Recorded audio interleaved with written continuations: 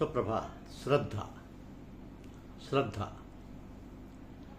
अंतःकरण के अनुरूप श्रद्धा होती है, अर्थात अंतःकरण जैसा आता है उसमें सात्विक, राजस या तामस जैसे संस्कार होते हैं, वैसे ही श्रद्धा होती है।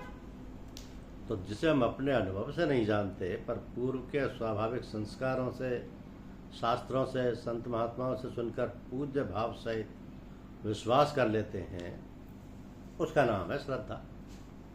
साध्य और साधन दोनों पर श्रद्धा हुए बिना आध्यात्मिक मार्ग में प्रगति नहीं होती। जैसे प्रकृति होती है उसी के अनुसार वे धारणा को पकड़ते हैं और उस धारणा के अनुसार ही उनकी रुचि श्रद्धा बनती है।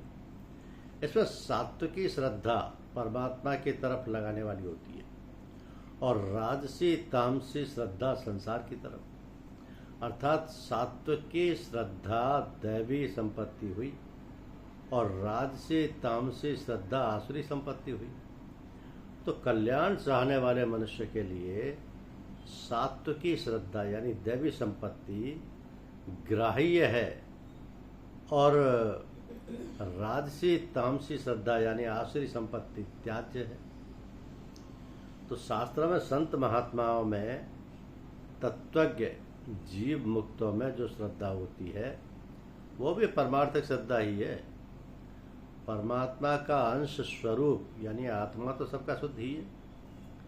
केवल संग, शास्त्र, विचार, वायुमंडल आदि को लेकर अंतःकरण में किसी एक गुण की प्रधानता हो जाती है, अर्थात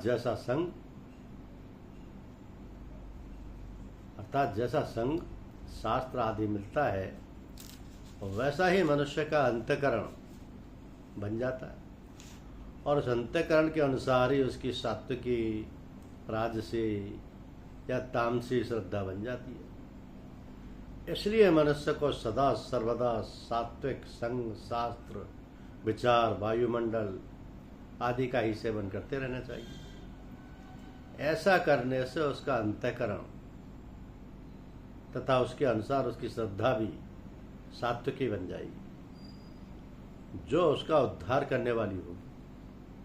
तो अपने इष्ट के यजन पूजन द्वारा मनुष्यों की निष्ठा की पहचान किस प्रकार होती है ये भी जानना जरूरी है, क्योंकि सात्विक मनुष्य देवताओं का पूजन करते हैं और राजस मनुष्य यज्ञों का तथा राक्षसों का, और दूसरे जो तामस मनुष्य हैं वे प्रेतों और भूतगणों का भजन करते हैं।